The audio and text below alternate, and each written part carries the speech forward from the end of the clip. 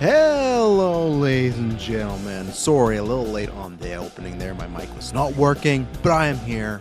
Travis told you. I am your host. Travis told you. No, I'm just your host, Travis. I'm Travis told you, but I'm your host, Travis. Let's turn the music down now that I'm here. The GM mode God. Ladies and gentlemen, the GM mode God.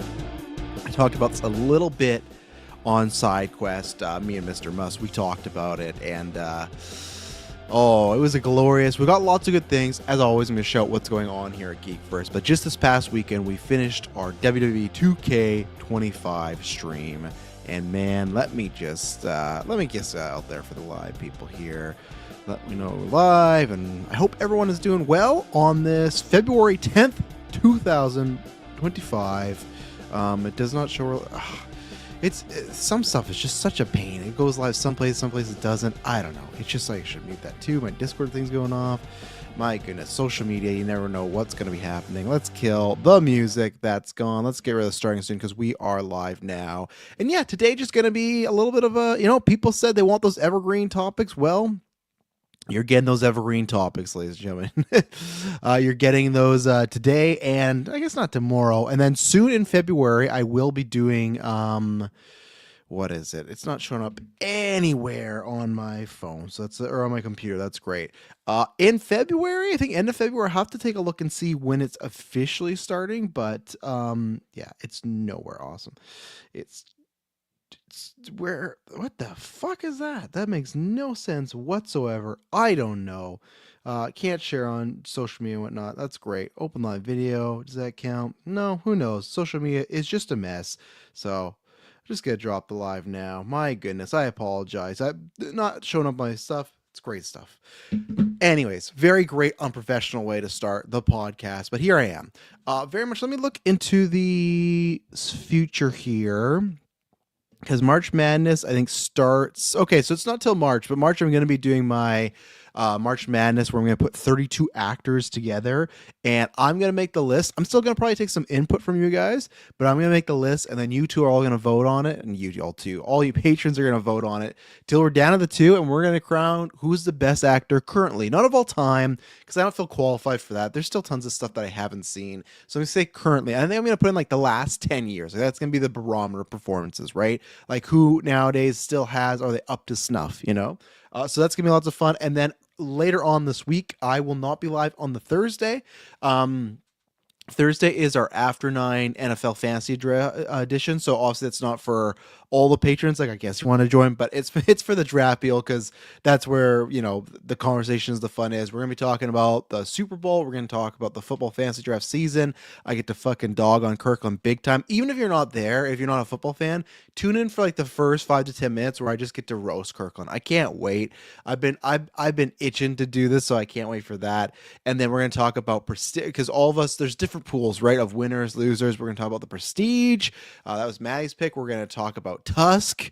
That was Kirkland's pick. Then we're gonna talk about the replacements, and I'll reveal why I chose that because I won the playoff pool. Maddie has got so many pools going on. But yeah, me and Dylan just did SideQuest yesterday, which was fantastic. That's on the feeds right now. Check it out. It's me and Dylan talking about a bunch of stuff, but primarily Resident Evil 6. We talked about that over an hour. I said it already on that cast. I could talk about that for hours. Such an interesting game. A game that I'd only played a little bit but jumped off. So yeah, great side quest. Probably my favorite side quest me and Dylan have done in a minute. The other stuff was good too, but just that brunt of the conversation was good. And then tomorrow on the schedule right now, it should be Weekly Geek. We're going to see, because of course, this is how it fucking goes, right? Unusual. The show's an hour, so if you're a patron, you can ask a question. If you need to ask a question, it's not a patron, then you gotta send a super chat because I only got time to steamroll through this. But I'll go on this quick little rant here. All the times, like next week, we record the flashback episode. This is all for Patreon content, right? And we try to do some doubles back to back just because it's hard to record them one day a week, so we do doubles, right? So we got the Resident Evil retrospective starting, so we're doing the first live action movie and the first animated movie, and then later on that week we're doing the Dolph Lundgren Punisher and then the flashback episode. Now, if you're a Patreon producer like Aaron Braden, Apo Darkness, Jack Grant, Superbad Mike, God Loves Me 69, aka Norman Rias Vias, Hidalgo, Lenny Kravitz, Cocktail Clay, John with no H, Sam Green, and John with an M. If you subscribe The stuff we record, you get it right away. All the Patreon, because all the other stuff, the Patreon stuff, we have a whole year plan of, okay, you get this episode this month, this episode this month. If you're a producer, you just get it all right away. So it's a huge perk right there. So next week, you're getting like 4, maybe 5 episodes. But those weeks, the weeks where we're super busy, I guarantee you some massive news will break. But like last week with Kirkland and Dylan, or like this week with myself and Dylan, it's like news is pretty light. And there's like little rumor stuff. We can always talk about anything, but we try to just like have at least something good, a main topic to talk about for Weekly Geek, so it's worth doing, right? Especially even just numbers wise with downloads, right? But that's how it'll go. The weeks that we're busy with doing the group recordings, I'll have tons of news on Travis told you. The weeks where it's Weekly Geek, nothing. Like especially this week. Perfect time. I'm doing an evergreen topic today, and then Thursday, as I was saying, I will not be live. You'll get a Travis Told You episode on the Friday morning, late Thursday night for Wuthering Heights, which I will talk about here in a second because Mike has a question. So yeah, it's not going to be live because I'm going to be seeing that later because we got the football after night, and then after that I go see it, and that's going to be a late showing, and then I'm off Friday, so that's where I'll be hanging out with the family because it's here in Canada. I don't think this is America. In Canada, we got Family Day, so it's a 4-day weekend, so I'll be hanging with the family doing stuff, so I'm excited for that. And yeah, lots of good stuff. If you like what we do, subscribe to Patreon. We're putting more content out than ever. Get episodes ad-free early, 4 different tiers. Go check them out. Golden Geeks voting will be starting soon, so look out for that for the MCU Awards and the regular Golden Geeks. So there you go. Fine. There's 2 quick hits I'm going to pull up here. Both have to do with Mike. One being Mike, our patron, and one being Mike Flanagan. Because I almost had this in the news, but I was going to skirt it because I was like, oh, well, the main topic today, the evergreen topic, is we're going to look at the whole schedule, and kind of like I did for the patrons, you got my cast where you got to see my method of how I picked my top 10 movies for the year for Mike's draft, right? I'm going to do the same thing, but in the bomb thing, or even with the MCU, like top MCU projects to walk through for Doomsday, it's going to be like that. So that's where for me, I'm going to take a look and see, okay, what has the potential, what's like a lock, and then what has the potential. Mike, I saw you sent a list. I've not read the list. I'm not going to read it because I don't want to sully my thoughts or everything like that. The entirety of the first Scream film will be screened or streamed tonight on TikTok on the Scream movies. Wow, that's interesting. So what was I going to say? Let's see. That's finally working, that link. My God, jeez Louise. Yeah. So I didn't have this because I want to cover that. Who knows how long that could be? That could be half an hour. That could be 20. That could be a full hour. But I'm going to do 2 things quickly here. So at least I'll talk about this because it's a quick hit. Originally, I had in the news where Mike Flanagan is doing, obviously he's doing Exorcist. Scarlett Johansson's the lead of that. And then I had a few conversation things, but can't remember who the kid is. It was someone, not of note, but someone that's done some stuff. But then they've added Diane Lane, they've added Lawrence Fishburne, and there was somebody else, but really good cast that's forming up for The Exorcist. I think that'll make it stand out. That's something The Exorcist needs, because not only was that last Exorcist movie not a good, not great, well, wasn't a great movie. I actually didn't mind it more. I think a lot of people hated that movie. I didn't hate it. I understood why some people didn't like it. Oh, did my cord survive? Okay, good. I bumped it, and sometimes it's the smallest, whatever. Oh, look at that. So here we go. I'm getting lots of news off the handle here. The Mummy. Oh, they're just calling it A New Mummy right now. Releases May 19th, 2028. Original main cast is expected to return. Okay, we got a date. So 2 years from now. Can't wait, right? So what was this? What was the newest one? 2020. Fuck, what was the newest? Did it come out 2025? I just want to know the box office. 2023. Okay. It's already been 3 years since The Exorcist? My God. The newest one, that's crazy. That made what, 137 million. It's still a hit though. My point is that I think with both with Mike Flanagan and The Exorcist, it's they need a hit. Flanagan's filmography, I loved Life of Chuck, or Life of Chuck. What was the other one? Oh, I love Doctor Sleep, Gerald's Game. But I feel his theatrical stuff, Doctor Sleep, Life of Chuck, doesn't have a great track record of succeeding, and the Exorcist movies like have an okay track record of succeeding. They both need this, so I think this cast is forming out really well. Why I'm talking about this, because I was like, oh, I don't know if that's enough for a big juicing, right? This just came out now. Let's see. Okay, Fraser and Reich revised officially confirmed. Great. Mike Flanagan is set to write and direct a film adaptation of Stephen King's The Mist for Warner Brothers. Story follows a group of townfolk locked in a grocery store after thick, mysterious fog emerges that hide its deadly creatures. So here's the thing. One, if he's doing right now, he did the Carrie show. I'm sure he directed an episode, but he's a showrunner, or at least he's producing that for Amazon. He's directing Exorcist, and they announced this. One, I guess I can wait and see till Clayface, but James Gunn, you couldn't wait like a little bit so we could have got Mike Flanagan, right? You couldn't wait like to direct that movie. You couldn't wait maybe another year to get that happening. So that's one. That's a strike against DC and James. So, two, I think this is a bad idea. Now, because I see this all the time with even Harry Potter, like even Carrie that he's doing right now, right? Is like, why are you remaking this? We already got one. I get that, right? And Carrie, I do understand. I understand a lot of people's critiques on all of them, right? When it's like, why would you be making this? And then they go X, Y, and Z, and I go, okay, I do understand that portion, but what, like there's always a new audience that's going to find it, and it doesn't take away the old one. It's still there. It's still fun, right? The thing with this is, the Fog came out. When did that Fog come out with Thomas Jane, right? Which I think is actually a very good movie. I've not seen it in a long time. The Mist. Sorry, other way around. The Mist, that was 2007. Yeah. I remember it being a very good movie. I think I've only seen it twice. I do need to rewatch it again. Maybe we do a retro for that time there. I think they hit on a lot of great stuff, right? Paranora, I can't remember that actress's name, but the whole religion storyline in there. There's some great stuff and great performances too. I don't think Thomas Jane is like an all-star actor, but I think he plays that role well. April saying The Mist rocks, brutal movie. Yeah, I remember both those things. Like I said, I haven't seen April probably at least in like 12, 15 years, which now, before, when I used to say that, I'm like, oh, it's a whole life. Being 33, I'm like, that's not even my whole life. When I say 15 years ago, I was just like, after I was like graduated high school. There's also a very missed TV show, missed TV show. Right, Mike? I forgot they did that. That seems like an odd, I could see how you could kind of, as like a mini series, maybe it was that, but even then, like, that's a tough stretch. But I think the issue here is, for me, if you've seen The Mist, everyone knows the movie and they know the ending. I feel like The Mist is one of those movies that even if you haven't seen it, you've probably heard of the ending, right?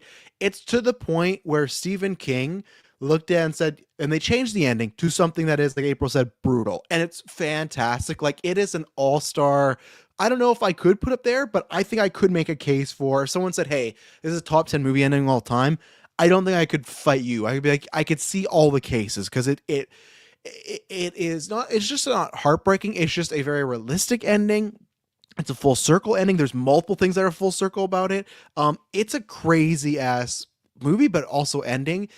And that's where, to me, it's like King said, oh, this is better than the book. I don't think Flanagan's going to do that ending. I just feel like, and it's not one of those things too, where the technology has advanced so much where it's like, okay, I guess you could see like the deadly creatures in The Mist, right? But that's not the point of The Mist. At least for me, it was kind of what's out there in the buildup. It wasn't like, oh, we're going to fight these things, right? So I just don't see where they can go. With Carrie, it was like, it's been a long time. Effects, I can see that. Even as a TV show, I can kind of go, I can see how that could work and you could flesh out some things, right? Because I like Carrie, but there's some things that are really sudden in that movie, right? Even to my, the lesser one with Harry Potter, there's nothing you can do there, but then I can say, well, that's money related, right? That's on my business cap of, well, they want to make a lot of money and they know if they remake the movies, they'll probably go bad. So let's do a show. The Mist, I don't think has a big enough audience that, hey, it's going to guarantee us a bunch of money. So I don't know about that. And I don't know what can be approved upon other than, like I said, sure, maybe you can get like Tom Hiddleston to play a dad. Yes, Tom Hiddleston is better than Thomas Jane, but Thomas Jane isn't bad in that movie. That's the thing where it's not like, oh, it had a great ending, but the movie's so. I've not watched in a while. I'm going to take April and Mike's word, and other people too. I just feel like it comes up as like a very underrated Stephen King movie, right? Because I don't think it even did that amazing. I feel like it was a very much a cult hit.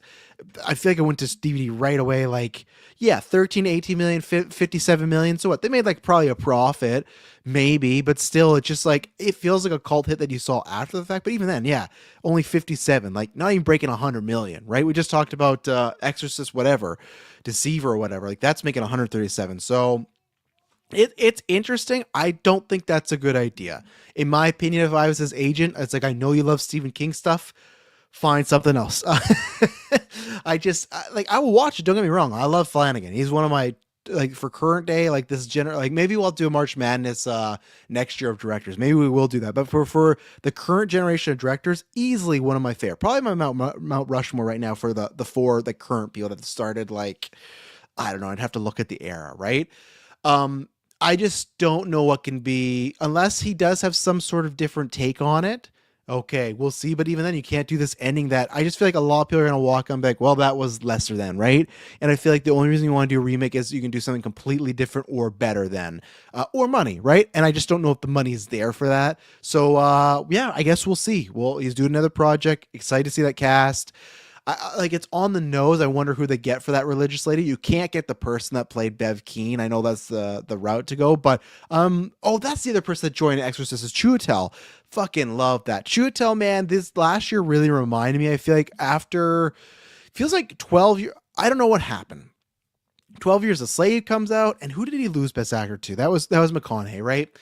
You could make a case. I could go for either one, really. I think McConaughey was great. I think Chiwetel is also great. It's not like me with its Fassbender versus Leto. Fassbender should have fucking took that, like, easily, in my opinion. I think Leto's performance is good, but not Fassbender good, where it's like, and I get why he probably didn't win, because it is a tough performance, and it's a there's no sympathy whatsoever for the slave owner, but he makes you hate this fucking guy so much. Like a top tier, like, you're gonna hate me after this movie performance, you know? And Leto's, to me, it's like it was good. There's some heartbreaking stuff there, but I don't think it was Academy Award worthy. But anyways, 12 years later it happened, and Chiwetel's a thick guy that's been around in a bunch of stuff, and then that happens, and it felt like, okay, he's gonna blow up, be a bunch of stuff. He did blow up in a way of like he was in a lot more mainstream stuff, but not in the way that I wanted. Like Doctor Strange, okay, that made sense as like a step, but Venom, some of these other movies, I don't know, man. But last year, him being in Life of Chuck, he was great in that. And then he was also like, and I'm a big defender of this movie. 2 years ago, Bridget, or was it 2 years ago, or was it last year? I think it was last year. Bridget Jones' Diary, the fourth one, like, it's not as like rom-com as you think. Like, there's some heart in there, there's some cheese in there, but like, he's really good as this like teacher who, like, he's trying to date Bridget Jones, and it's obviously a difficult situation because she's lost her husband. So it's this back and forth. She's also her son's teacher. So, but he just brings like a lot of like heart to that role, and he's really good. Mike kind of wasted him, absolutely wasted him. I even think in Doctor Strange that role's not even meaty enough for Chiwetel Ejiofor. Like, if it was, this is the I thought it was, and even then, right? You look at Loki, you could argue, hey, Thor is going to be your introduction, Tom, and then you're going to be in Avengers. You're going to be in Thor 2. Oh, great. But Thor is a great, like, that's a fantastic performance and role for Tom Hiddleston. Chiwetel in Doctor Strange is like, it's fine, right? A lot of things. That's why I know people have Doctor Strange high. I don't, because there's that's fine. The Mads Mikkelsen stuff is fine. Performances are good, but they just kind of waste them. I think it's just trippy. People like Benedict, and there's a cool twist at the end. So I get that, right? That's fine. Have your top 10. Do whatever you want. But for me, this is a guy that has, whether it's his choice or, again, you get what you get, right? There's sometimes people just don't book you for stuff, and if he's just doing what he can get, then that makes sense. I'm just happy to see him in some things, and I would love it if he becomes a Flanagan guy. He could be the fucking lead in The Mist. Like, he could be the dad, right? He could do a phenomenal job of that. So Chiwetel Ejiofor, yeah, I really love that actor, and I'm excited by that. I just don't think he's a pretty solid scar to, yeah, I barely remember, Mike. I'll take your word for it. I watched that Lion King movie once and then I left it be. But you know, they should. Why didn't they let him sing Be Prepared? I'm still hung up on that. But and then Mike asked. Speaking of Mike, he did ask. He's two questions, like I said, or his list for the box office. I'm not going to look at that yet because I'm going to look at it after the fact. I don't want to have anything. Same way I didn't look at like people's top tens big time in the draft. I didn't want to be swayed too much. I saw like one thing on your list, Mike. I'm like, okay, yeah, I definitely have that too. Let's see here. Of course, it's going to show me that. Where is this thing here? All my social media stuff sucks today. It's just like it's loading in a weird way. Even now, it's not even like bringing up like that's odd. Let's see here. Yeah, so Mike, you asked with reviews and reaction, Wuthering Heights are out. What are your final expectations for the movie? What is it sitting at Rotten Tomatoes? Last time I saw it was like a 70, right? Let's take a look here. Yeah, still 70. What's the reviews though? How many is the reviews? 86, so it's probably gonna bounce around there. What are my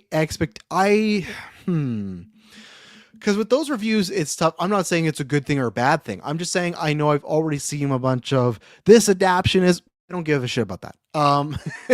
Like I get it, but that's the point of adaptation. If you want the full adaptation, read the book. I think it's different too when it's something that's never been done before. There's lots of versions of Wuthering Heights. It's what I talked about with that trailer when people are memeing on like this and this. Look at how sexualized it is, and Charlie XCX is doing the album. Like they're all like there's so many fake outrage posts about when this trailer came out of like this is not Wuthering Heights. Yeah, you know why? Because if they just made Wuthering Heights straight up, that movie would fucking bomb. If I was talking about my top 10 movies that could bomb in 2026, Wuthering Heights would be there, depending on the budget, right? But if let's say it was the same cast, Margot, Jacob, and then Emerald, who like gets a pretty penny as a fucking Oscar winner now, it's going to be a bit more pricey. It's going to bomb. You need the lush. You need the lavish. And I want this. I think it was just a couple years ago. I think, was it, I can't remember. I was going to say Florence, but then I thought it was maybe Emma McKay. Somebody of note, like, did a TV miniseries or something like that. And it's like, it's there. Like, there's so many. It's like the Odyssey, right? But the same thing. Why I don't care. Like I just learned about this too. The whole like fake outrage about Lupita Nyong'o playing some character that I guess has been white in the Odyssey, which is like I don't know, mythological. The word is myth in the fucking like lineage. I don't give a shit, you know. Like even to a degree, that's not as bad. Like when Mike and Clay bring up the languages, I understand that as a bug. But like, if that doesn't bug me, like the whole Lupita thing's not going to bug me at all. Like that's the thing where it's like Nolan's going to do his Nolan stuff at the Odyssey, so people actually go see the Odyssey. Emerald's going to do her Emerald stuff to go see that, right? I do expect though, for me, it probably to rank third out of them because I know April said she's not going to see in theater. And she brought up a point. I don't know if I agree it's going to be that way, but when she said she doesn't like the very old age Victorian type of love movies and whatnot. Me either. I'm not a fan of that whatsoever. Like Pride of Prejudice, anything Keira Knightley's doing, that's not my bag either. Yeah, the Lupita controversy is dumb. Yeah, it is. It's just people being like mad about stuff, right? But it's like if no one wants to do that, I'm gonna trust Nolan whatever he does because I want, like I said before, I want to see Nolan's Odyssey. I don't want to just see the Odyssey. I want to see Nolan's Odyssey. Same thing with. I think they've been smart. They could have hit on this more of them saying like this is Emerald Fennell's interpretation of the book instead of adaptation. I think that's fun because I think we've all read stuff and I think it's almost like it's a nice way of saying it's her fan service of the book, right? Or like fan fiction of the book. And that's fine. Like again, that's what this movie's tracking at what? It keeps going up. At first it was like, oh, 20, 25, that's 30, and that's like 35 to 45. That's a good thing for movies. This is a rated R like romantic drama too, right? So I do expect that it might be my third ranked, and I think it's tough because Saltburn and Promising Woman. Promising Woman is a better movie than Saltburn. That is the better one. That is her best movie that she's only done two. But like that, I can say is to me a great movie. I get there's some people have issues with it, but I don't. Saltburn, I definitely understand people's issues, and I can understand more like a negative score. With Promising Young Woman, I feel like that's more of just like the choice that happens with Cassie at the end. That's a personality thing that like, that's just what it comes down to, right? Where Saltburn does have things, some things you could check against it, right? But I would rather watch Saltburn more than Promising Young Woman because it's a fun movie for the most part, right? Promising Young Woman can get very heavy, but a great performance by Carey Mulligan. I don't know if I think this is going to be a great performance for Elordi, which is great because in Saltburn he is great, but it's not he has to kind of be the straight man to Barry's, the punchline guy, right? He has to kind of sell for him. So I think it's gonna be fun to see Emerald giving him that, like the salty seductress role. What I'm expecting, if this movie, and I've given both Emerald's movies a 10, Mike, so that's high standard. If this movie is a 7, I'm happy. I don't know about the chemistry. I've said this before. It's like the same thing as like I haven't seen it completely yet in these trailers. I'm not saying it's gonna be bad, but it just hasn't. I even felt like Jacob Elordi and Barry had more chemistry, based on the trailers, right? Like, I don't know. I know some people in some reviews talk about them being miscast. I know people said that with Margot, and again, it's such like a dicey role to walk. Like, Margot is still a young woman. She's still a fucking, you could say, is she the most gorgeous woman in the movie? Yes. I would argue that Wolf of Wall Street is one of those, hey, has anyone looked better in a movie? No, than her. But the idea of like this person supposed to being a very young kind of doe-eyed person, it's tougher when not only, it's not, I don't even think it's her age for people. I think it's because she's been around for a while now, right? It's like that should maybe been a new young starlet. But if I watch some movie and the chemistry's there, that's not going to matter. I'm looking for the visuals. I'm looking for some Emerald crazy stuff. I'm looking to feel the love, So that's what I'm expecting, Mike. It's a 70, kind of around there. I bet it will have a scene that I could love, and that could bump it to an 8. And maybe I'll be a 10er. Maybe, because again, my scores are based off of a bit of critique, but then also a bit of just enjoyment. And it's that together, right? Those scores are different. So I'm still excited. I don't really care what anybody says. Like, even this is the thing, like with Emerald Fennell, I still think one day she's cooking a movie that's going to get a solid 20 to 30% on Rotten Tomatoes. But I feel like with Emerald, with her style, even if I don't love it, I feel like I'm always going to enjoy something about it. So yeah, I'm pretty confident I'm gonna like it. But we'll see. Superman Mike says, and it makes people who have legitimate hesitations look bad for the Odyssey. 100%, right? Because you all kind of get lumped together. And I didn't mean to lump you guys together. I was just using it for my example of like, adaptation stuff doesn't bug me, right? In that sort of sense of, okay, in Wuthering Heights, they're gonna be fully naked and R-rated sex scenes. That's not in there, right? There's these big visuals and these locations and these outfits, big strawberries. That's not in there. That's fine. I think where you come to, and same with Odyssey, right? Like, I don't care about the voices. I don't care about the look. Sure, for voices that'd be different. I think for me, it's more different when it's like you adapt with Wuthering Heights and the Odyssey, and even then too, it's with something like little stuff like Batman the Long Halloween, the animated stuff, right? I'm an example of that, where I think that's a really bad adaptation because they do certain changes and they're not for the better. I understand in the MCU or DCU when they adapt it, it's like, we can't do this one for one because we got a universe. When you're just adapting in an animated form, or like Killing Joke, right? When you adapt it and you make changes and they're much worse, like, to me, like, and I get it, some people might be feeling that with Wuthering Heights. I just say, like, there's so many versions. Why are you feeling this, right? Long Halloween, I got one adaptation of Long Halloween, and I ain't getting that for a long time again. And that movie, not good for multiple assets, in my opinion. So, yeah, we will see. But yeah, no, I know you guys are the same there. I get, and again, completely fine critique. We all have different things that we go, this does bug me for X, Y, and Z, right? So, and same thing. People could say the exact same thing, and I think I'm better with it now. People could have said this exact same thing about me in 2016 when I saw Jared Leto's Joker. You got Mark Hamill, you got Jack Nicholson, you got Heath Ledger, you got so many adaptations. This is something new. I get it, but for me, when I saw that, disgust. And you know what was worse? The performance. Disgust. Like, that was the look. Okay, I could even, you can listen to podcasts before that. I got over. I was like, okay, I will deal with the look and see what we're gonna do here. Even if anything, you could just take off the damage, which the director admitted we went too far. That was a mistake. We all fucking knew it. The second we saw that photo, everyone knew it was a mistake. But I said, Jared Leto's a good actor. He's an Academy Award-winning actor. I still think he's gonna be a good Joker. And I was actually still fine with it when he got cast. Then the performance happened. Awful. But you could say the same thing, right? Travis, you got so many Jokers, but that bugged me. The same way, Mike, like the voice thing might bug you. The same way for Wuthering Heights, if it is people being very seductress or just very over the top Emerald Fennell, like almost present day stuff, I get that, like that. I understand. The bigger ones are, and that's where it is tough. They try to skirt it when they're like, hey, in the books, they describe Jacob Elordi, like the character's like dark skinned, right? And it's like, Jacob Elordi is not that. And they went with the, oh, well, again, it's Emerald's interpretation. That I understand more if you say, hey, this could have went to an actor of color. Fuck this. I don't care if it's interpretation. Fuck this.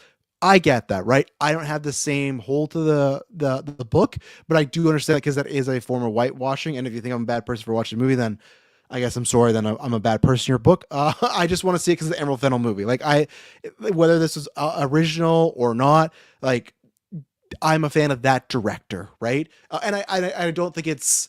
I think it's a bit careless, and I think it's a bit foolish. But I don't also think I'm gonna go like with the pitchforks to think like, oh, Emerald Fennel, terrible person, because there's a situation where this movie doesn't get made with Jacob Elordi, like without him or some other people. And don't get me wrong, maybe we'll get another person of color to be that star, but you gotta just make sure their star value is as big as Elordi, right? And Elordi is on the uprise, so we'll see. But yeah, look up for my review there. All right, let's get in this. We got about 40 minutes to break this down because I went too long, and that's why I did not even put the Flanagan top in, because I knew Travis would talk too long, and of course I did. And then the chats, I was here, which one to talk about. So here, I'll quickly go down this list because I was just curious. This is not like a for sure thing, but I just want to bring up what were the biggest bombs or flops of last year.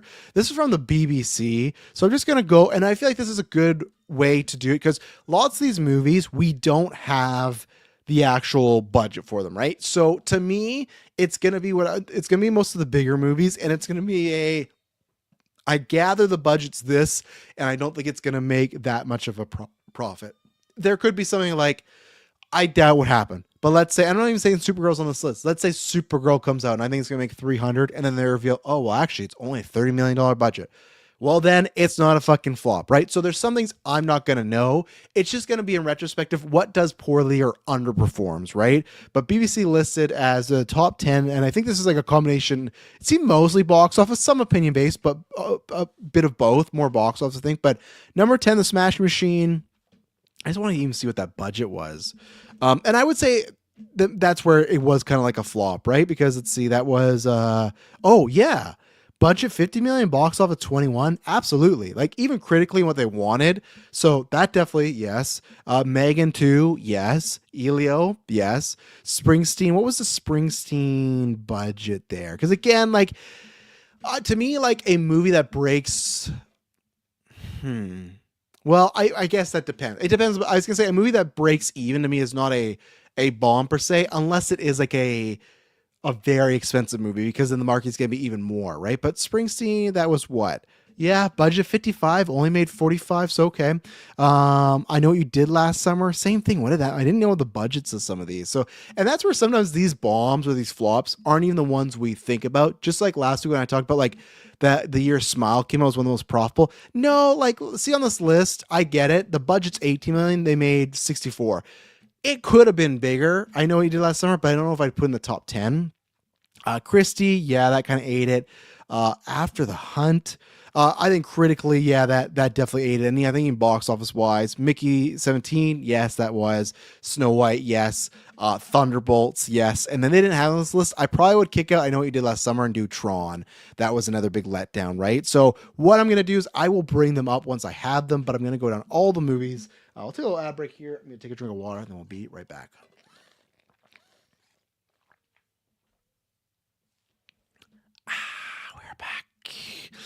We are back, so let's do this right now. Let me use my mouse, because nowadays, I don't know what it is. I don't know if it's this new Mac. I don't know if it's because of my day job. Legitimately, if I use the touchpad on my Mac for too long, this starts to like, maybe it's old arthritis, but literally my pointer finger starts to hurt. I think it's because I've just used it too much, but we'll see. So January, obviously, like, I'm not going to include it now, but like we didn't do the box office today, and that's fine. Like nothing too, like Stenhouse was number 1, doing good. Iron Lung made another 6 million. That's great. Still want to see it, but I don't think I'll get a chance to this week. So I'll have to wait till VOD, but let's see here. 63 made 56.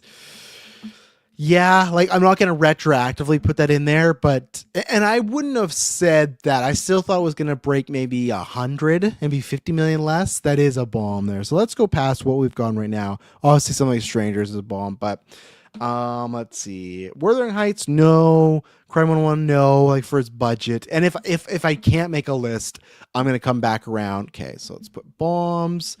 I'll have to see what the budget of this is, but How to Make a Killing could potentially be there because I saw that trailer and I'm excited. I like the cast, but I don't know if that's gonna like produce. Let's see, How to Make a Killing.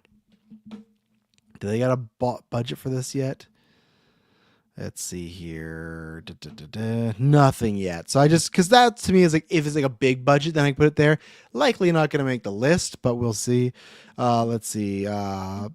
Mike says, I think Tron Ares and Snow White are the biggest number wise. Yeah, I think so for last year for those lists. I'm kind of surprised people didn't like that list didn't have Tron Ares, but yeah, I think money wise, the percentage that did do that. So Scream 7, as much as people might think, I think it's what right now tracking for its like second biggest opening all time. We've only gotten one trailer.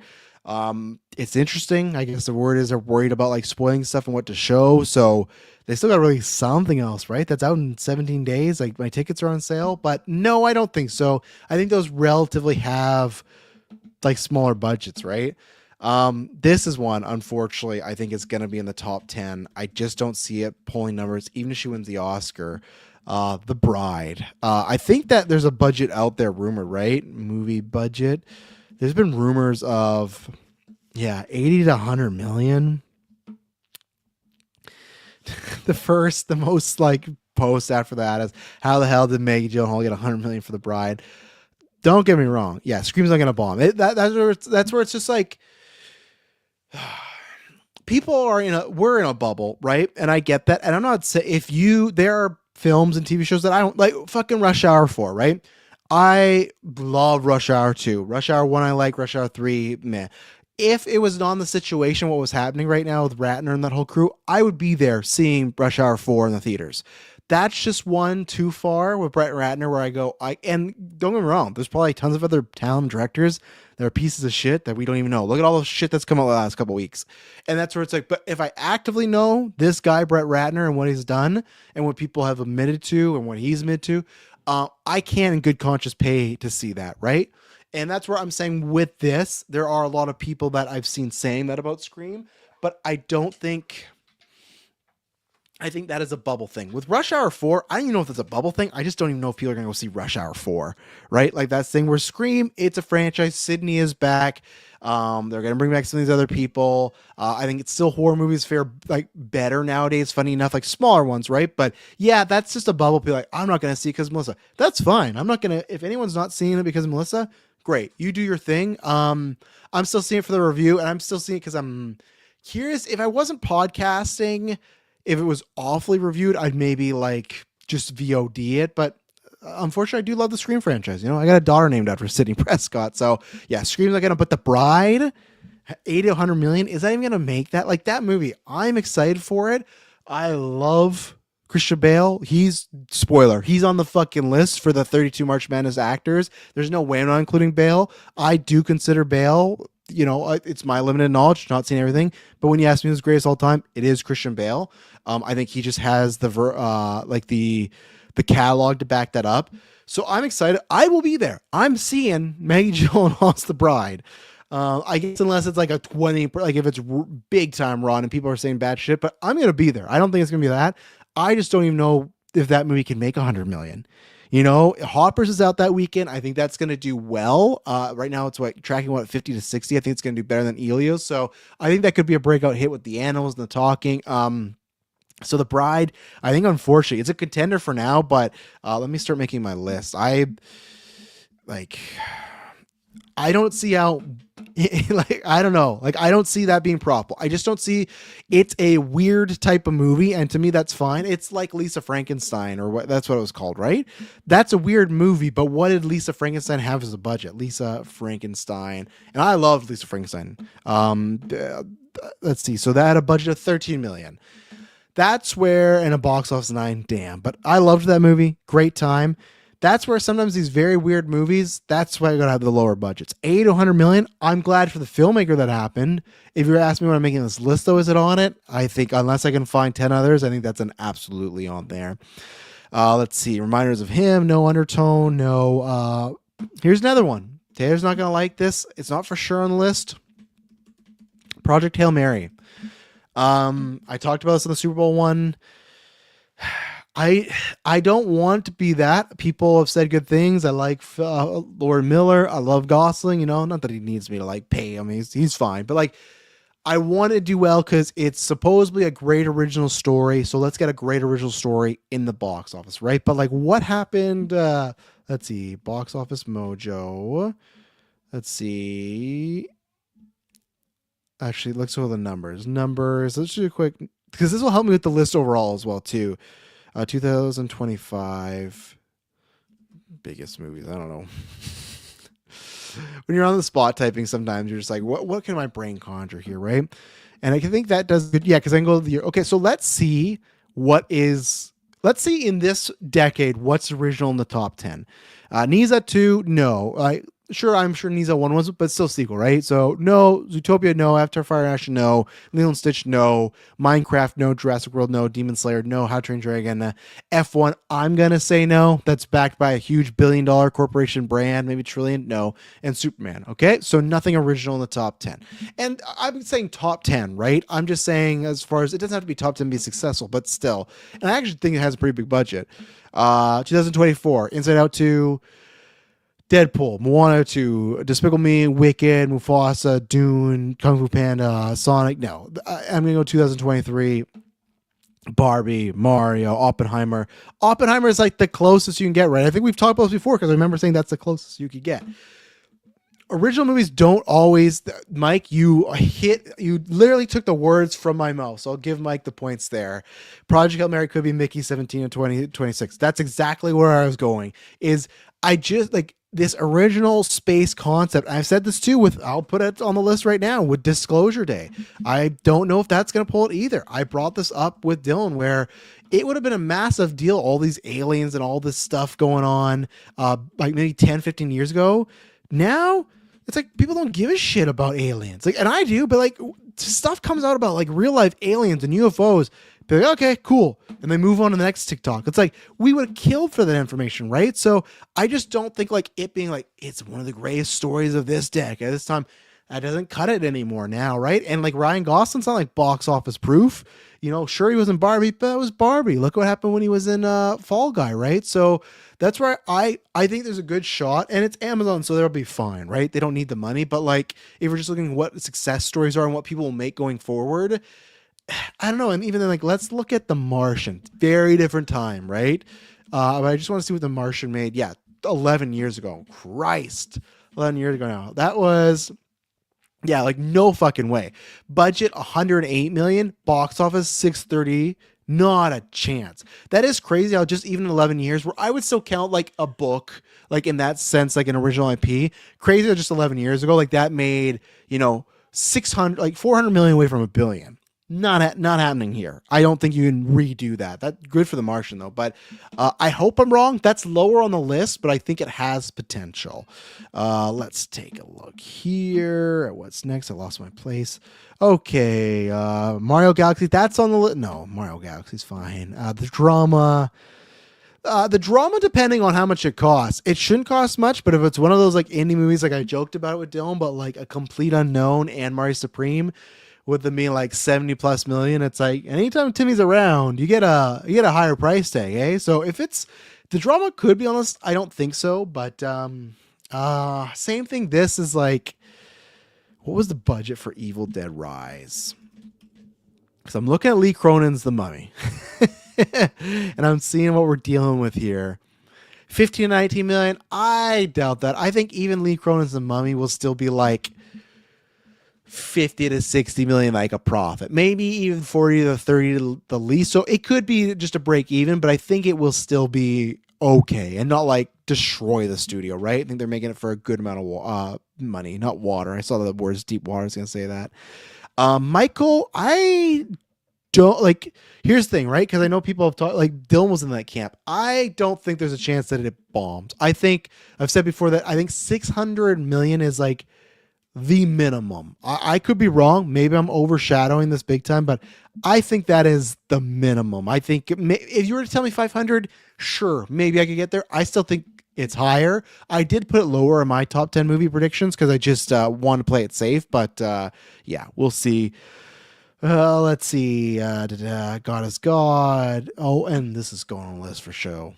I talked about this already. Check in multiple things. Cheap plug for our Super Bowl cast. If you didn't listen to that, it's me and Dylan. The main topic is Mandalorian gonna bomb? I am in this camp. I am in the camp that I think now more than ever it's getting that Thunderbolts Brave New World thing. I think that trailer was very fine, but no one talked about it. In the movie sphere, this has been made a joke. Now, granted, Brent and RGH had made a point like all of us are he didn't feel as bad because like all of us are already seeing it, right? I've said this before. If I didn't have kids, I would not be seeing this. I let the boys review this. This does not look good to me. Even some of the images they show, it's like this is like visually does not look good. But for me, and then I counter with, okay, if that teaser, also it's not for us, right? Because we know it's coming. Who's it for?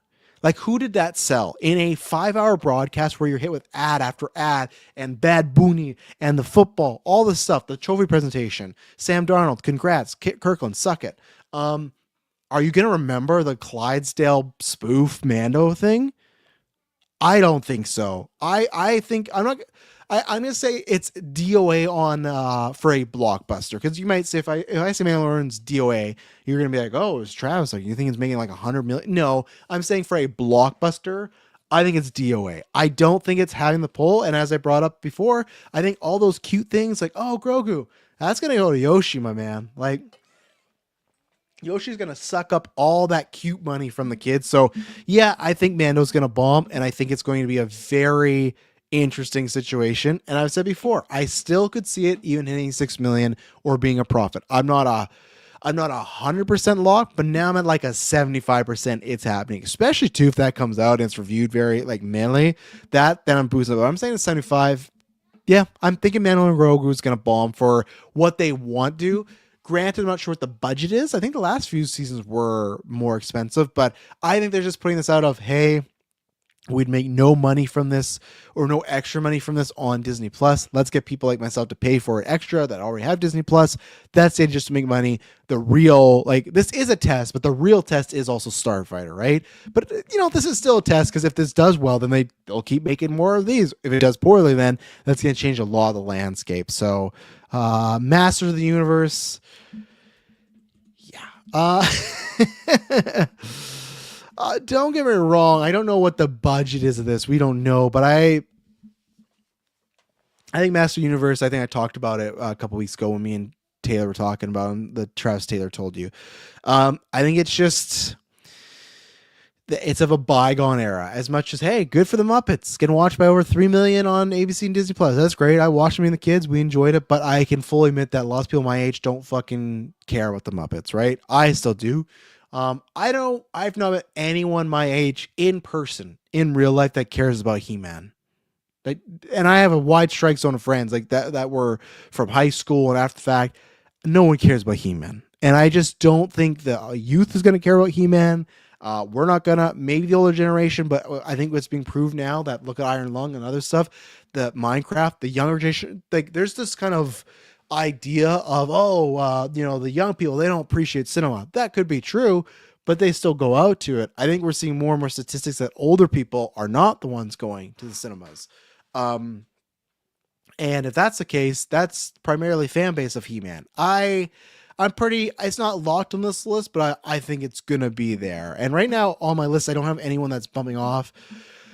This is a potential one, and I don't love putting it on here, but is Scary Movie 6. Now, I need to look at Naked Gun's budget, because I think it still made a profit, but I think it was still like a very tight area. Actually not too bad, but even then, like, okay, so 42 million budget, then 102 billion box office. You double that, maybe made like a small profit. I just don't know how spoof movies are going to go. Yeah, plus the Jared Leto curse. Absolutely. If they show his face in marketing, it's over for He-Man. So Scary Movie 6 is definitely a contender. It's not for sure on the list, but I could see us in a universe where it doesn't perform well, especially too if it doesn't hit. Whether it's not, if it, because there's like they're walking a tightrope here, right? Because those original Scary Movies, check out for the producers. We have the Scary Movie commentary track on there now. It will drop in June for everybody else on the Phase 3 and up tier. There's some dated offensive stuff in there, right? But then there's also some stuff where it's like, oh, are they gonna sanitize it? So it's like you gotta please two crowds of the people that want a parody and just everything's off the limits, but also like you still gotta update it a little bit where there's some stuff in that scary movie you couldn't do because it was maybe punching down. I think why the scary movies I still watch them pretty much fine that it is because I think they kind of punch down at everybody from orientation to white to black to money situations. I think they just go for the throat, right?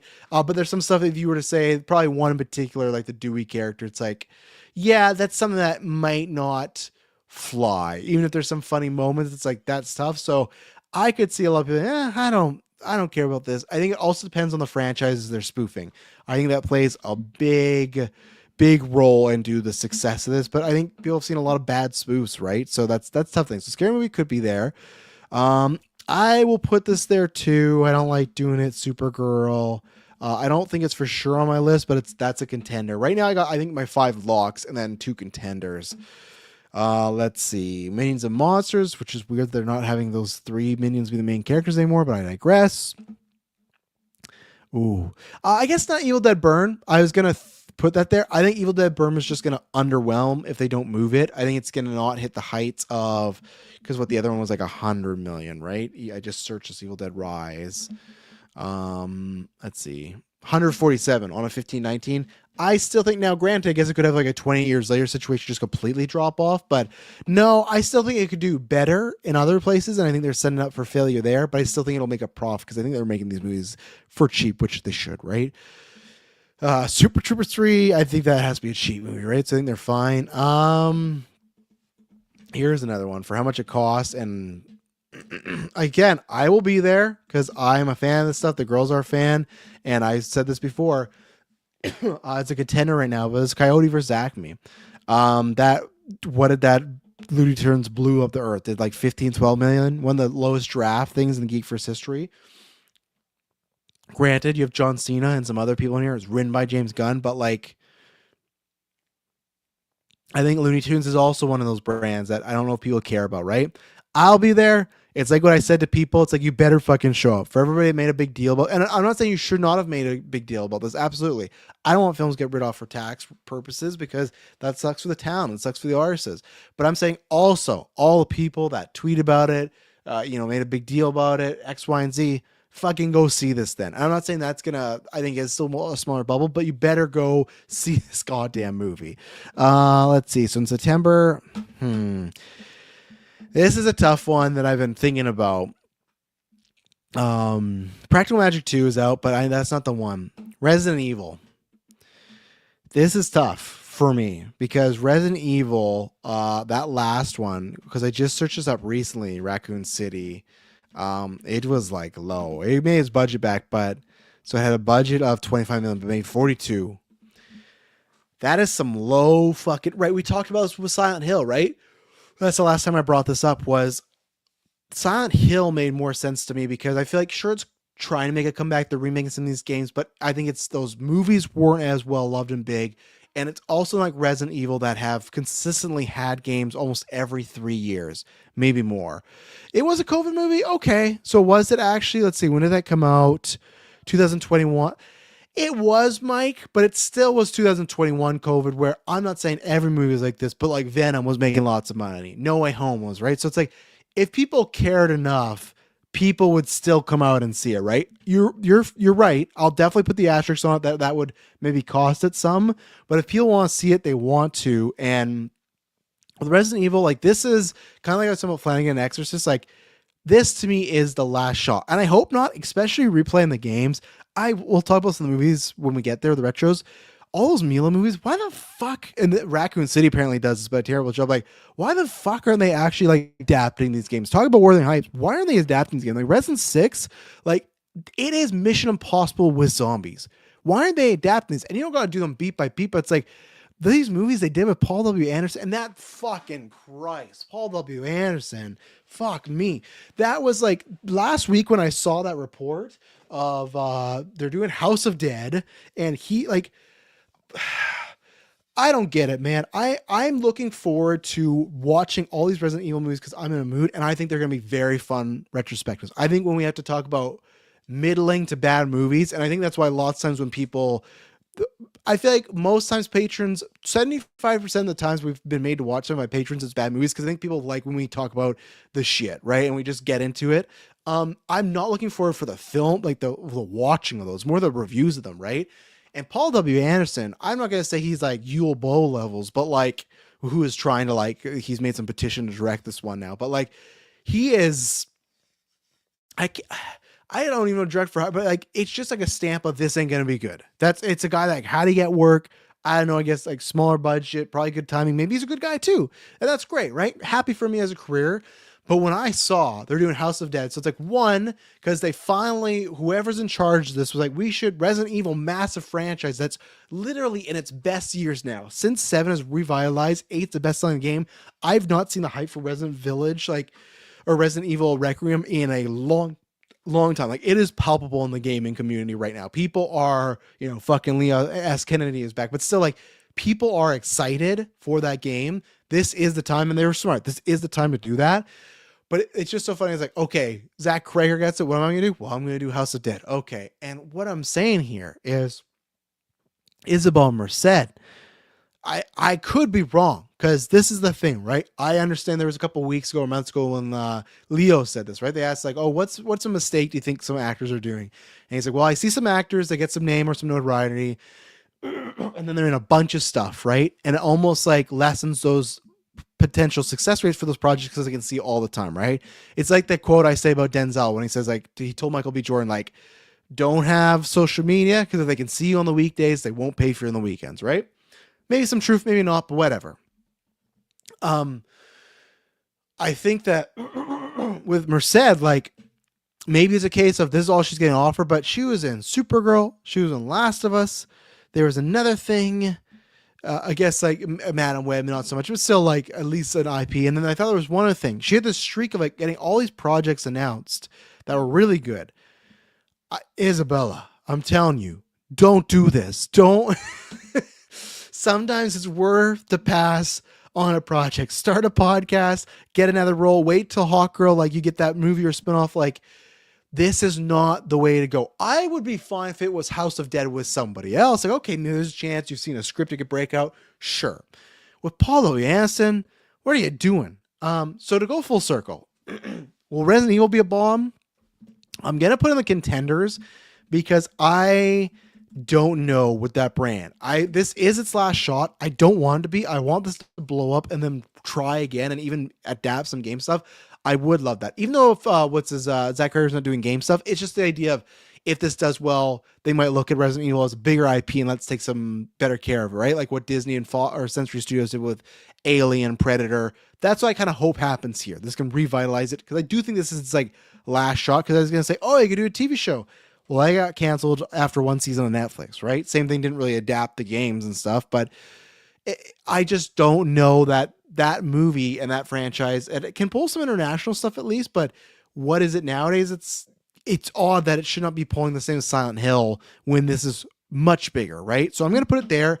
I'm going to hope, and I also just want to see budgets, right? Let's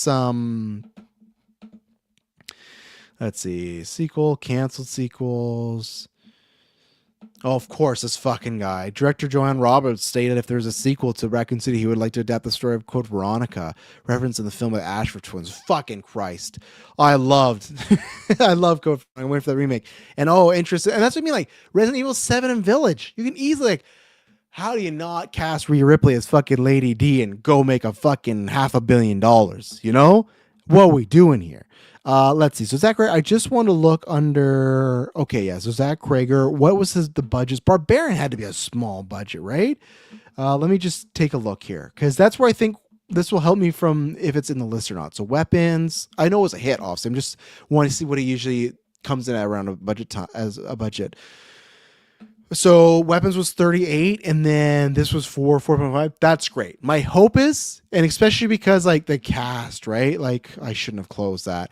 Like Austin Abrams, like he's becoming a star, but he's not like, I don't think he's driving up the fucking price ticket, right? Like if anything, that's Zach Crager now, rightly so. Let's see. 2026 film. I just want to see who else is in here. Movie. Da, da, da, da. Oh, I love it. Fake posters. They're even, some of these places are even using the Raccoon City poster as the poster. Cast. Paul Walter Hauser, same thing. Zach Cherry, Austin Abrams. And then, yeah, so there's not many people in here. My hope is, if it's obviously because it's the IP and it could be a bit bigger, I wouldn't mind if you get like a Genesis or Mr. X final boss battle. That'd be great. I think 50 should be the cap here, though. I think if you're starting to get past 50, you're getting in dangerous territory for a Resident Evil movie. I wouldn't recommend that. Like, as far as just success rate, I don't care if it, whatever budget needs to get us a great movie, great. But I'm hoping with that cast and Gregor's past that he can kind of keep it to a certain amount so it can have a, hey, even if it makes 150, that's a profit, right? So we'll keep it in contenders for now, but I'm not locking that yet. Let's see. So in September, Forgotten Island, no. Social Reckoning, nah, it'll be modestly budget. Digger, you never know, because Tom Cruise could have like a huge, like whatever, paycheck, but I don't think so. Clayface, I don't think so. Oh, those are two that I skimmed over, and I should put them here.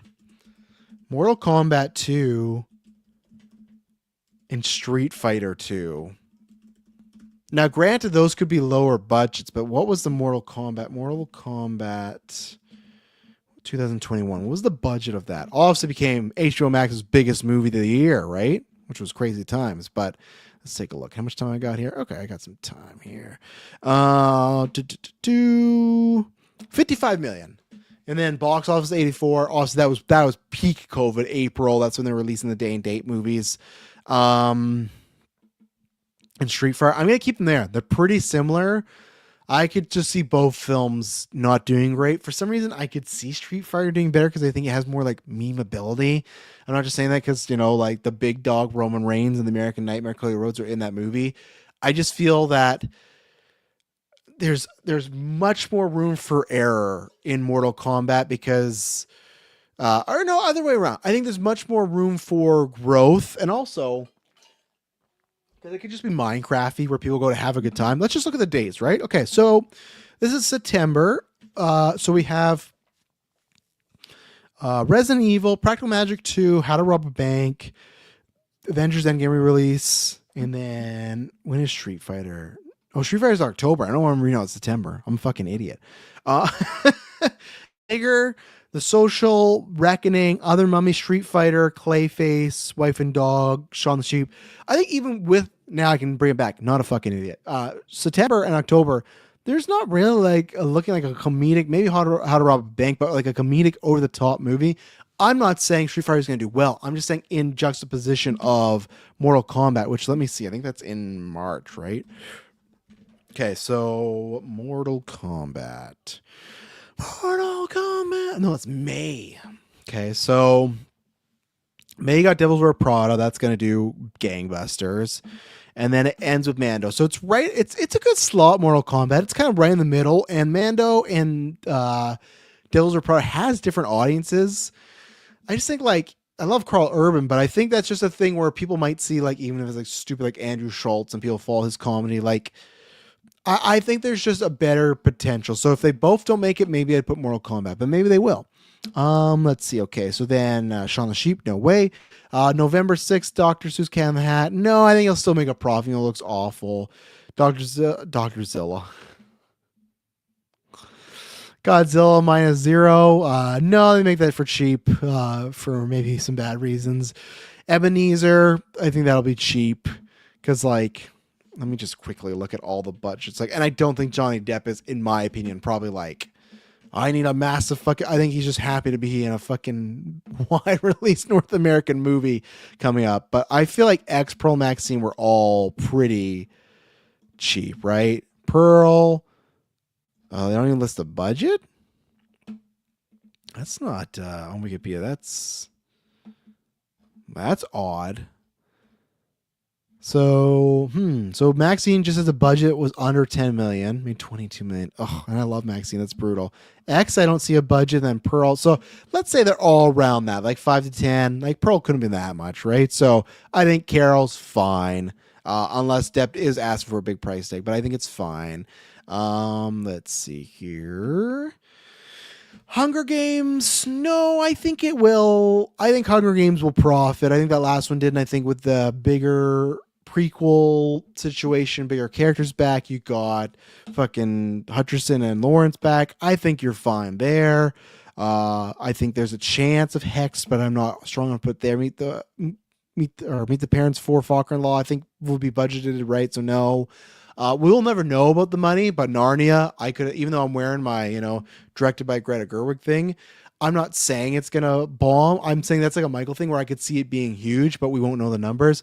I could also see people being like, I don't really give a shit about Narnia anymore, So Mike says Hunger Games is gonna be big. How big, Mike? Do you think top 10 big? Do you think what was the last one? Hunger Games Battle Song. It's like, what, isn't it like 300 something, right?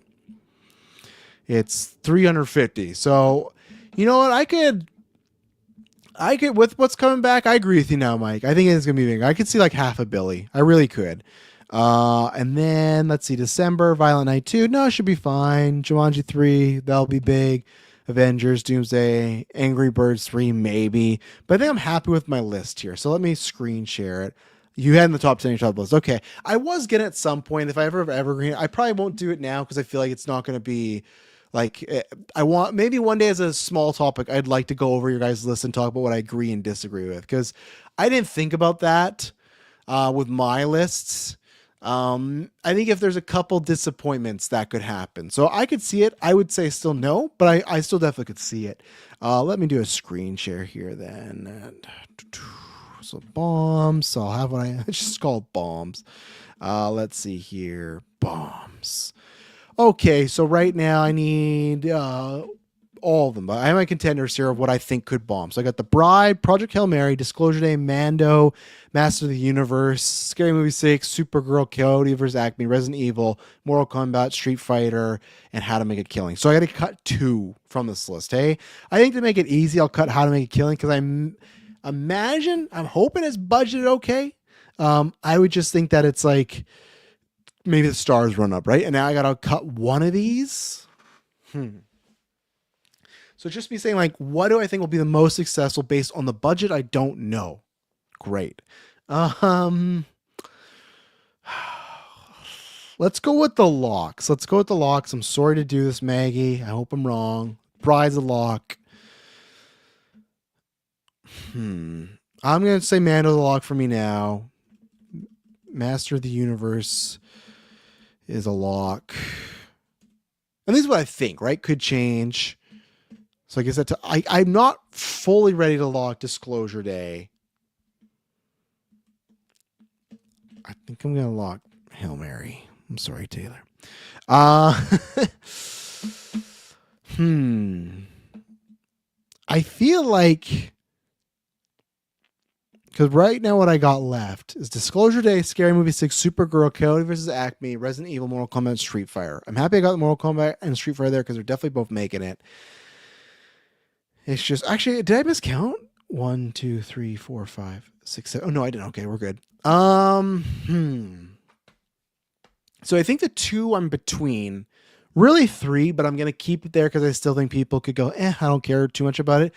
The 3rd was Disclosure Day. Thought about making that a not lock, but no. I think the real battle for me is Supergirl versus Resident Evil. And it's just, we need to know, obviously, it's the budget on both of them, right? Because I feel like Resident Evil could, because what did Weapons end up making? And I don't think it's going to make Weapons money, because I know they'll be like, oh, from the director of Weapons, and it's an IP. Weapons had a great fucking hook. They had a great hook. Grid Word Mouth, 270, right? I feel like, let me just see actually the numbers for Resident Evil, the old movies. I know that's not going to be completely a fair comparison because those are old movies, but still, just hear me. I just want to see what they ever peaked at, right? Okay, so worldwide box office. Okay, so Resident Evil: The Final Chapter in 2017 peaked at 314. 2010 was Afterlife with 295, and then 2012 Retribution was 240. So it seems like its high ends be somewhere in the two. I feel like right now, It could go higher, but I'm gonna say its ceiling is like 200 to 215. Want to go higher? Maybe good word of mouth. It does great. But let's say 200. But if that has like let's say it's 50 million budget, so it makes 100. We're not going to talk marketing just for this a situation. Exercise. That's what I was looking for. So $150 million of pure profit. Again, this situation. I know it's not pure profit. They split it, marketing, whatever, but just here, right? Where Supergirl, is there even a rumored budget? Because I thought I saw a rumored budget of 200 million. Again, it's rumored, but Supergirl budget 2026. He's debunked that it's 200 million. I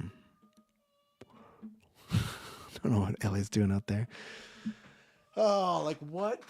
Oh, I'm just trying to think what Supergirl is going to be budgeted as, right? So like if they could get to a dream, they get to get like the dream number. To me, like if it's like 100 million, like 150 is still good, but if they get like 100 million, that'd be phenomenal, right? And then I would, because I think its ceiling could be when Taylor says Thunderbolts number, that's like what, 350 to 400, which could be good with 100 million.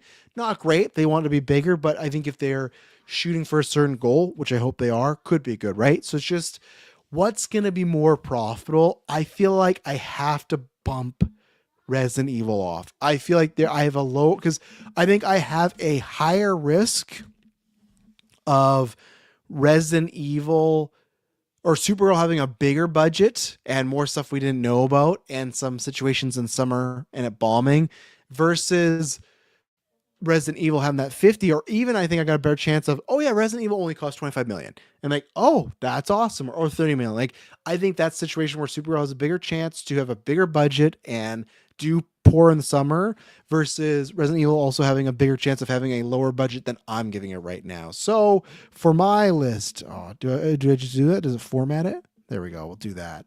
Okay. And then maybe I will, do I have time? I'm going to see if I have time, but I'm going to go over Mike's list because he sent in, and obviously when you send in Patreon, when you are Patreon send stuff in, we give you the priority here. So I got about, I got 8 minutes. So we'll see. I was going to organize them, but maybe I won't have time. Maybe that's another time, but I feel pretty good with this list. So my list is bombs. Again, not like lowest of the year, just like what they'll make for their budget versus that. And same thing too. I could be wrong. Scary Movie 6 could be a super cheap budget, right? So I'm just going with what it could do. Like,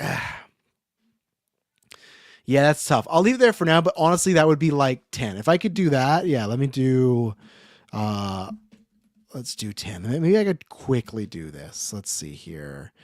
Where is it? Okay, so right now for my list, I have The Bride, Mando, Master of the Universe, Project Hail Mary, Disclosure Day, Supergirl, Coyote versus Acme, Mortal Kombat, Street Fighter, and Scary Movie 6. Also, how much did they pay for? I'm not gonna look up, but let's see.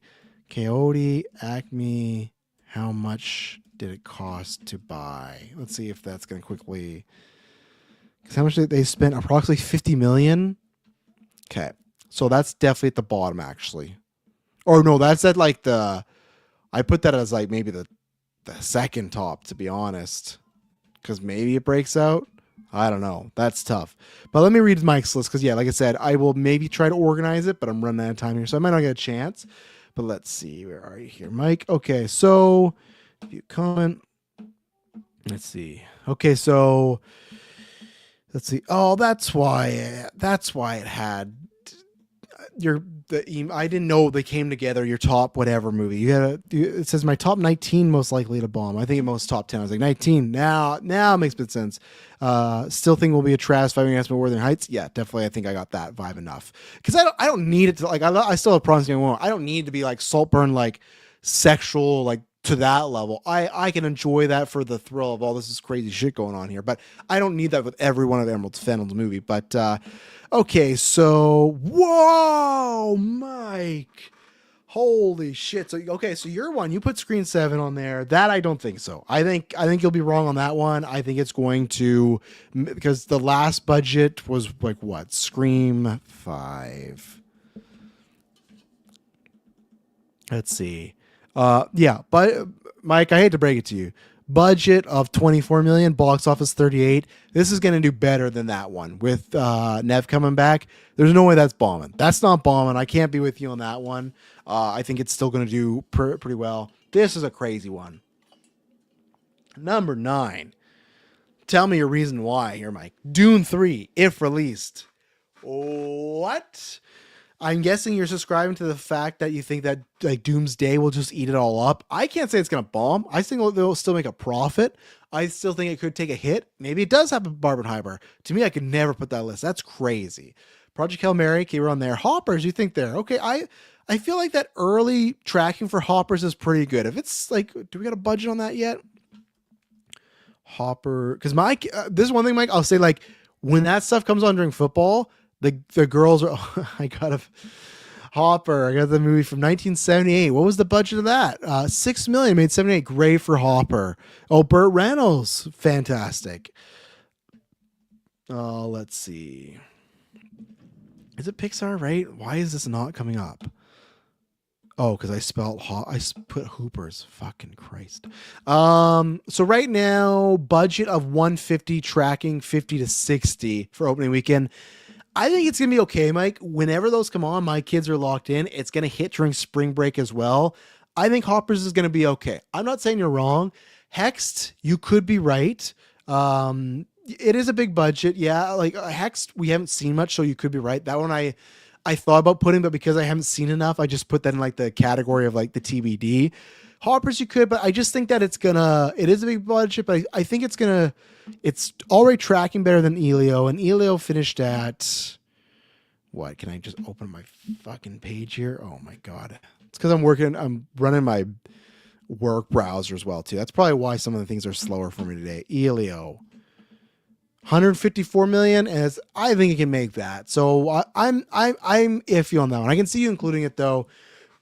And then the 4 were aligned here: Mandalorian, Grogu, Supergirl, Disclosure Day, and Master of the Universe. Yeah, that could be a top one because supposedly it costs a lot of money, right? So if I got 2 minutes to make my list here, yeah, same thing. I would put Master next. I'll keep The Bride at number 1.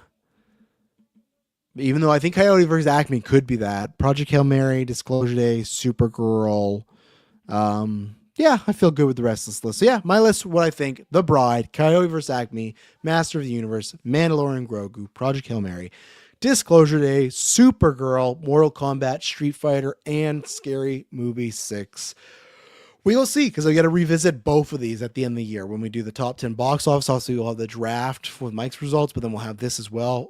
It's going to be a curious year. So, yeah, not many people are thinking of Acme, Mike, and that's why it's going to bomb. That's exactly why it's going to bomb. But thank you to everyone that watched. Thank you to everyone in live chat. Yeah, like I said, I will be back on the Friday. Excuse me. Or the pre-record Trash told you. And then next Tuesday, let me look at the calendar just to make sure I'm going to be back for the next Tuesday. Make sure we got nothing going on here in the Geek First land. Yeah, next Tuesday, as far as the eye can see, I should be back Tuesday and Thursday, 11 a.m. PST. We should be getting back to like the regular scheduled programming. So yeah, we'll be back, and I promise you it will not be